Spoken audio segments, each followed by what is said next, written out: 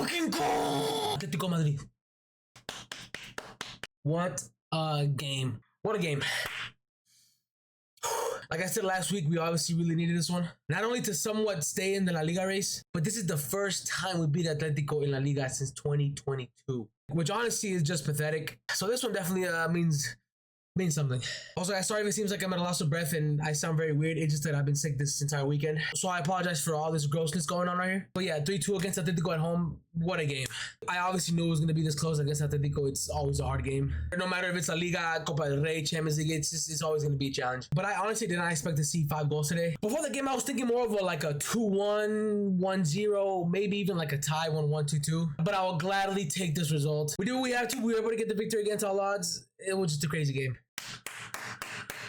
Vini, what a game tonight. Another amazing game by Vinicius. 2 braces in a row. We obviously saw last week he scored a brace against Man City. But today, what a performance. Very confident on the pen that Brahim Diaz obviously did a very good job winning. And also, the goal to give us the win. What a finish. Classic Vini receiving the ball, taking a touch inside, and just what a finish. But yes, once again, man of the match today for Vini. Very well deserved. He's honestly been playing like his former self the last couple games, and I'm just so happy to see. I genuinely do hope in my heart that he continues to play like this for the rest of the season. And obviously for the rest of the seasons to come. But today, man, he was just incredible. I know he lost the ball a couple times, but I mean, what winger doesn't do that? But today, most of the times he got the ball, he was very dangerous. He took him to the box, did what we had to do. Unfortunately, it doesn't help the fact that we don't have a striker to crash into the box, which is honestly starting to become a little concerning. With how many times we put the ball inside the box and there was just no one to be found. Nobody to just simply tap it in and finish the play. But yeah, man, every single MADRID Derby, his battle against Llorente is always a hard one. But once again, Vinny, what a performance today, and just hats off to you, brother. How in the actual fuck? Can somebody please honestly tell me how this is a straight red card? To the point where they don't even review the play. A straight red where the ref doesn't even give it a second look. How is this a red card? No studs. He gets half of the ground, nowhere near above the ankle. A simple foul that deserved the yellow card. How is this a red card? Honestly, pathetic by the ref today. I wonder where we've seen him do this before. Munera Montero back at it again. A couple months back, we obviously all saw him give this stupid, pathetic, undeserved red card to Jude for, I believe, cussing at him, which I believe every single player to ever play the sport has done once. And if that was the case for Jude getting the red, then this sport would literally be unplayable. Once again, Montero being a pathetic referee, and I hope we see some change. Because obviously, with Valverde having an unbelievable stint of, his past couple games, he's now going to miss 3 out of the last league games, which is honestly pathetic, and I cannot feel more bad for him. But further, brother, don't worry, we all know the truth. This obviously is never a red card, and I hope we can honestly overturn this. Trent, what a way to respond. I obviously gave Trent some criticism about his last couple games in my last video. Just watching him today, I just feel like he has so much energy, and it looked like he genuinely wanted to help the team win, which he obviously did, getting the assist for the 3rd goal, which was the winning goal of the match. And also with the shocking news that we all got yesterday, Thomas Tuchel somehow leaving him out of the 35-man England squad. Especially this being the last friendly international break before the World Cup, which honestly sucks for him, and I truly do feel bad because there is absolutely no way that you can actually tell me that there's 35 English players that are better than Trent Alexander-Arnold. So Trent, I honestly hope this is the start of more amazing performances to come, and I genuinely really do want to see you starting the rest of the games.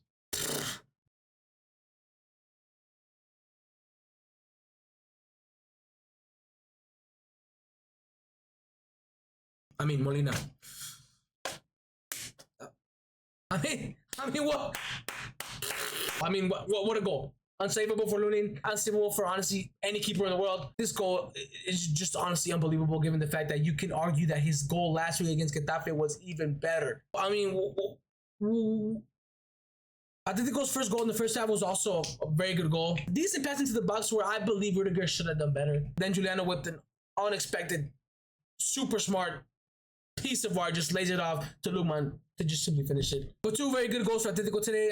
Fortunately for us and unfortunately for them, it just wasn't enough. Fede once again being Fede, getting on the score sheet. I believe that is 7 goals and 3 assists in his last 10 games, which is honestly unbelievable. Honestly, just very good outside the foot finish by Valverde. But before that, I believe the team did a very good job pressing, which is honestly something that I believe we really improved on the last couple games. I think our pressing and our energy just by every single player has been very good, which is just such a good thing to see. Unfortunately, Valverde will later go on to just get absolutely screwed and be given the most undeserved red card I've honestly just seen in a while. But Fede, once again, amazing performance on both ends. It's just typical Valverde game. I also just want to take a little bit of time to talk about a couple players. Lunin today was, I believe, pretty good. I think he honestly made all the saves that he possibly could. The first goal you can see that I think was just a lack of awareness from the defense. And obviously the goal by Molina was just Unsavable. Hoyson today, who I believe was our best defender once again. So good to see his rising form again these past couple games. Very, very solid defensively today, Hoyson. Maybe could have done a better job in the first goal, but overall, very good game by Hoyson. I honestly just hope he plays like this for the rest of the season and just for the rest of the years to come. Tchouaméni once again, solid performance, did what he had to do. Brahim, I think, had a pretty decent game. Obviously was the one who won the pen. I guess his only problem, which he's had for a long time, honestly, is just knowing when to let go of the ball. You know, I honestly just feel like sometimes he just holds the ball too much, which then leads to us losing possession.